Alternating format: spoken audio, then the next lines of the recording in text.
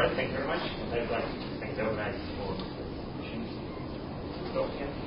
Alright, so this is just a case of outline, so I'm going to give some motivation and then just some introduction to G2 structures, so some idea of what I'm talking about. Then I'm actually going to get on to motivation. Okay, so the physics motivation here is that if we have symmetric vacuum backgrounds with no fluxes, then these are classified using holonomy. So, for example, for string theory, where we have a six-dimensional internal manifold, we have Labial manifolds, and so for M-theory corresponding model, we get seven-dimensional holonomy manifolds. And so this corresponds to having a parallel of very constant spinner. And however, if we want to include non-trivial fluxes, the spinner here will already be specify some non-trivial equations, so it's from tangent in general, and we have to generalize the holonomy structures. So in particular, for six-dimensional spaces, we will get three structure manifolds, so this is some generalization of the outline from here, the outline. But for M-theory, we have to look at more general G2 structures. However, I should also note that with the current vector dimensions of gravity action gives equations of motion which actually don't allow for non-trivial flux, but this can be rectified by either considering some higher order terms or some source terms or some or using actual non-public functions. But this is hopefully this will be sorted out by somebody. Okay, so let's have a look at the basics of the group G2. So this can be defined as the orthogonal group of the Hamiltonian algebra. So it's the group which preserves Hamiltonian multiplication. So it can also be defined as a subgroup of the Hamiltonian group of 10 dimensions which preserves certain free form on R7.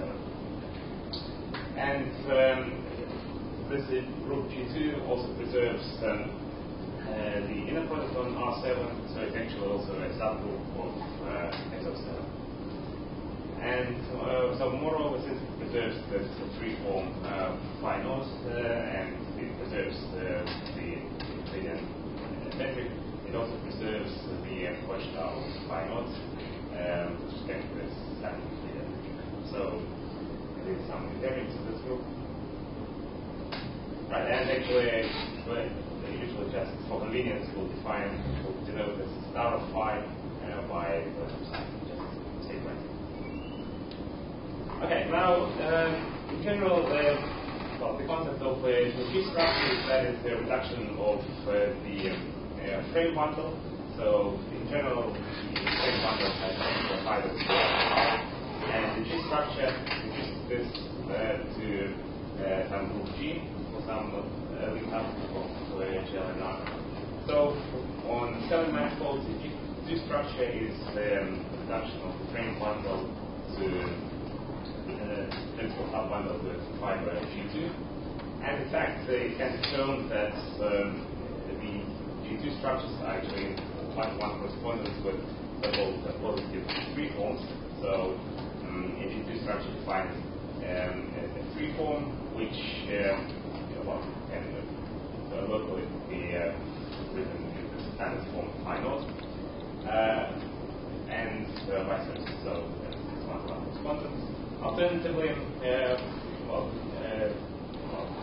because a G2 structure defines an SO7 structure, so it defines a metric, and the expression for the metric is given by this non-trivial expression, which is due to the phi and the quadrature of the expression. So this is the G, the invariant of G, and it's defined with this free form phi. And actually, a positive free form will define this, will define a non-degenerate bilinear form, and this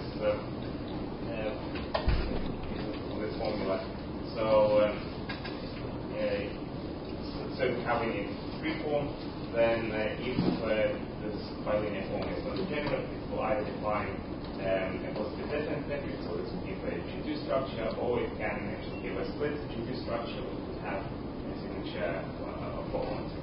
But we'll focus on actual G2 structures with positive definite metric. Right.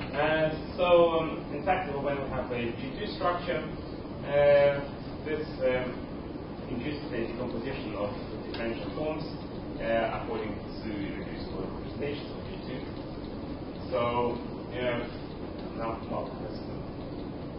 the one forms, for example, this is point-wise just 7-dimensional space.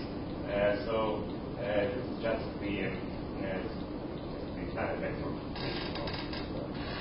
standard representation of G2 on 7-dimensional space. So it's lambda 1, 7. So here the subscripts denote the representation, and the superscripts the rank of the differential form. So, by conjugality, lambda 6 is also has the 7-dimensional component. Lambda 2, these are the split of the 7-dimensional component and the 14-dimensional component. So you can think of this as a decomposition of the layout of SO7 in the 14-dimensional layout of G2 plus the transverse split. And I will say that cases with which correspond to the same representations, they should isomorphic to each other. So all the 7-dimensional pieces are isomorphic, and the 14-dimensional pieces, the 1-dimensional and 7-dimensional pieces are all isomorphic to each other. So we'll mostly be concerned with free forms. So for free forms, we can characterize these particular pieces. So the 1-dimensional piece is just generated by phi, the variant free form. The lambda 37 is given by defined by a vector, so it's vector here equal to star of phi. The star of phi usually defines the 1-dimensional component of the 4 forms. And the lambda 327 is defined by a trace symmetric density G. Okay.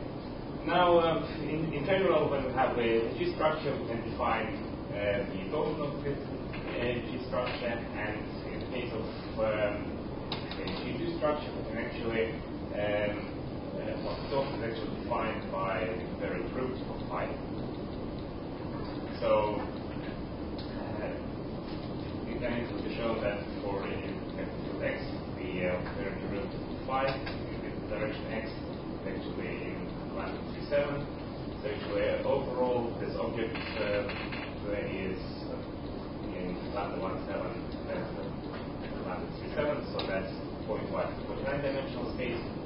And so actually, the torsion is fully determined by the full torsion tensor TAB, which is just point-wise 7 by 7 matrix. It has point-wise 49 components, and we get an expression for TAB in terms of the variable root of phi and psi, which, remember, psi is the star of phi. Moreover, we can split T also according to representation of T2. So point-wise T is 49-dimensional, so we can split in the 1-dimensional bit which proportional to the metric, a 7-dimensional bit, a 14-dimensional, so these two pieces correspond to the antisymmetric part of the torsion, and then we also have the symmetric part.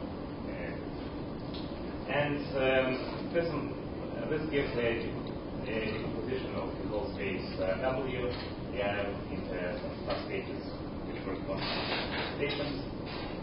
And we can take, to classify the different torsion classes, we can take different combinations of these W's. So we can start from vanishing torsion, so that would be W0, which is not here because it's just all the components vanish.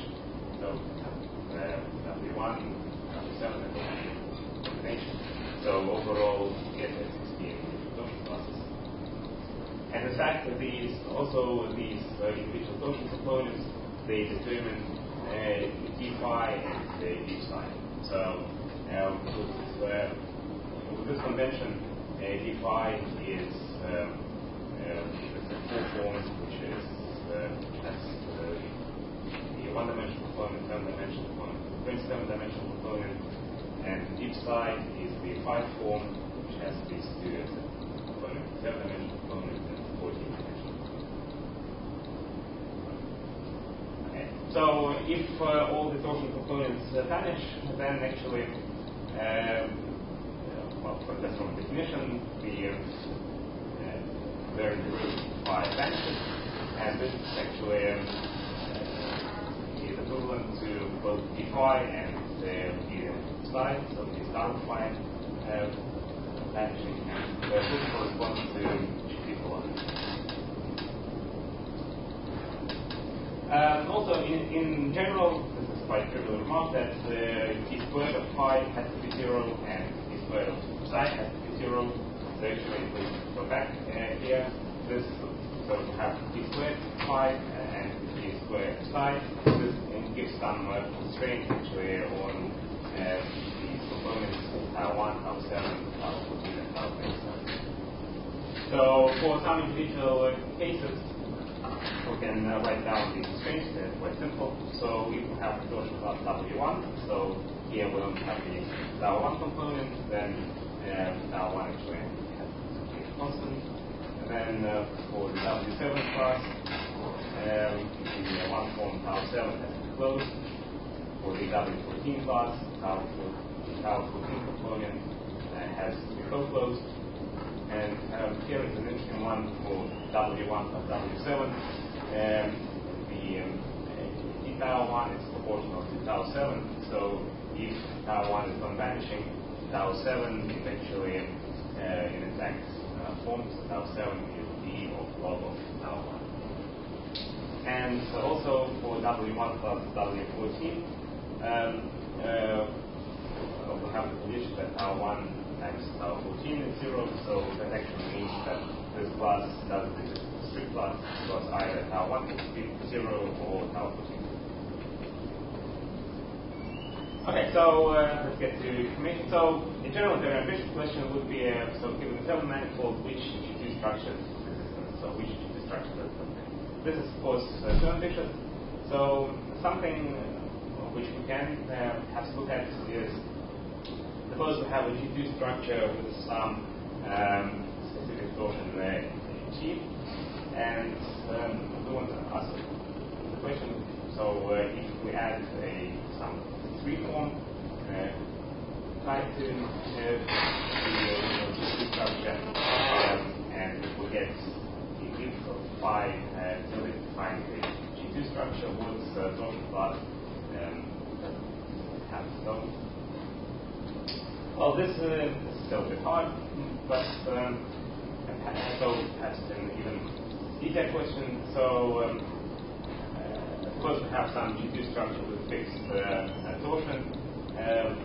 So perhaps define some positions on this 3-form phi, such that the new G2 structure has some specific torsion that you feel that this perhaps would be a bit more manageable. But it turns out for a general phi that is still too hard. So for now we can restrict phi to either lie in the 1-dimensional component or the 7-dimensional component. Recall that 3 forms with the 1-dimensional component, 7-dimensional component, and the 27-dimensional component. So of course the 27-dimensional component is much more complicated. But for now we can attempt to answer this question for lambda 3. For lambda 3.1, it's actually, all we can consider it indefinitely. Okay, so for general deformation, we can actually write down a few things. So we can write down what the metric should be.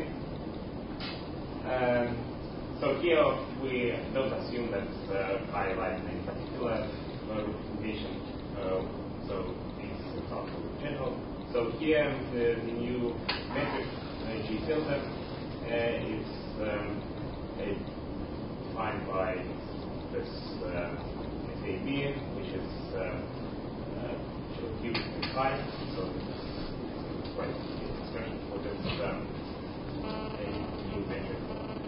And the new star of phi is also determined with this SAB. So this shows that if we want to consider general phi, this would be a very complicated expression. You can also write down the new Chivita connection. So the difference between the old and the new Chivita connection is given by this expression here. So here the tilde indices correspond to index rates using the new metric. Okay, and we can also write down the new torsion. So this is just a general expression for torsion, and we can write down the full expression, which looks quite messy. And just by projecting onto individual torsion components, we can get the new torsion components and the new representations. So the new GC structure defines the different a new splitting of components in the GC. Okay, so this is just in general, but something more specific. If we have information in lambda 3.1, so this just corresponds to the conformal rescaling. So I'll just I won't say much about this, but this just gives a rather simple information of the torsion. So in fact, the torsion more or less changed just by a W7 component. And so, in fact, it's quite easy to see that if we have a W1 for W7 class, we can just formally rescale it just to get the W1. But if we look at the information in lambda 3.7, now this free-form pi is defined by a vector V. So we can write down the new metric, the new inverse metric. But the expression for the new torsion is somewhat more complicated. You won't have time to digest this, but this is just not. Here W1, W7, W27, and W14 just correspond to the splitting of the covariant derivative of V or according to representation. Okay, so we can solve for the various components of W, and then by considering the various conditions, we can get some results for specific torsion classes. So the simplest one is when the torsion vanishes. So in fact, we only get that information from vanishing torsion to vanishing torsion exists. This is only if V is parallel. Also, we find that there are no such informations from the torsion class W1, W7, and W1 plus 7 to 0 torsion. And also there are no information from W1 to itself. So here by this, when I say strict class, I just mean that because these torsion classes were actually W1 is subclass W1 for W7, but here just the strict class. But something interesting is that if we want the information from W1 to W7 to W1, this exists different only if the original metric is a walking product for some particular time. So that's something interesting. But so far I've only considered the simplest torsion classes.